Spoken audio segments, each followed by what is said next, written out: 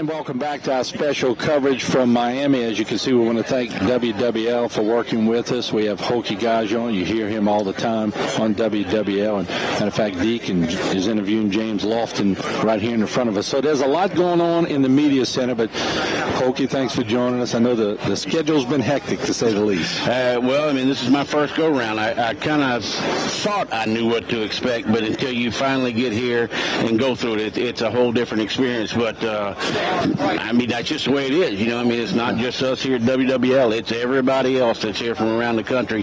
They're doing the same thing. But needless to say, hadn't been a whole lot of sleep since we've been here. You're right. It is a hectic schedule, but it's fun hectic. But it'll be fun when we can reflect on what we've seen. And Joe Montana was just here a little while ago, and he's coming back tomorrow, and he's one of my idols. He's one of everybody's idols. When you look at the things that he did in all the Super Bowls and throughout his career, and now in the Hall of Fame, and the fact that I think he's, pardon the pun, kind of a regular Joe, in that he's somebody that you can approach and say, would you mind giving us a couple of minutes of your time?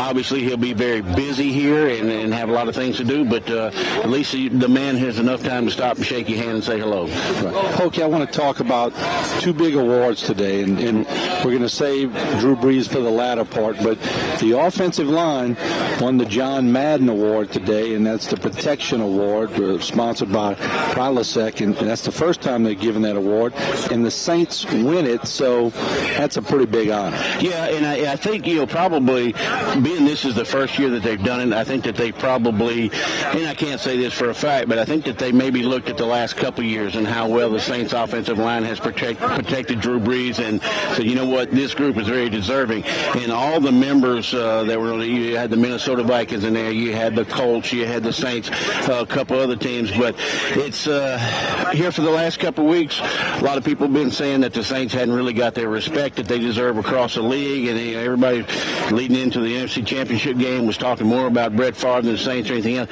But right now, as things are going along, the Saints are kind of getting some of those awards that maybe we jumped the gun a little bit too much. Maybe the people out there across America do recognize the Saints more than we give them credit for.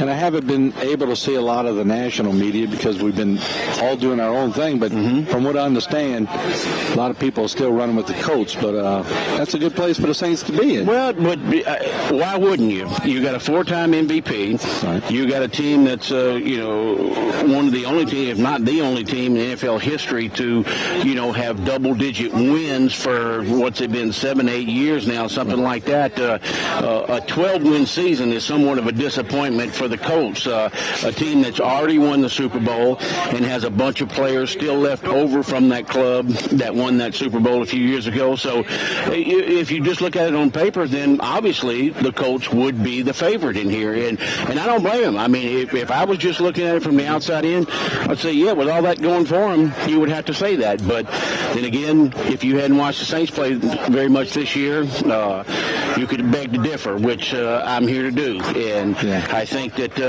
this is going to be a very evenly matched game, and I think the Saints got just as much chance to win it as the Colts do. But I can see why the odds maker put the Colts a favorite. And Archie told me a little while ago the thing he's most proud of is that Peyton's winning percentage over the last years is the best in the NFL. But in the playoffs, he's 9-8.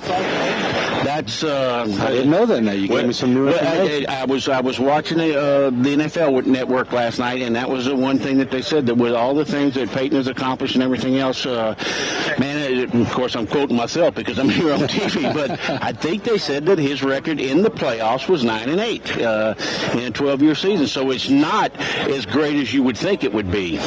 Wow, I didn't even know that. We're going to take a break. When we come back, we're going to talk about Drew Brees because he won a big award today. So the Saints are sweeping all the awards, but the biggest award is yet to be played. So yes, we'll take a break. When we come back, we'll talk about Drew Brees.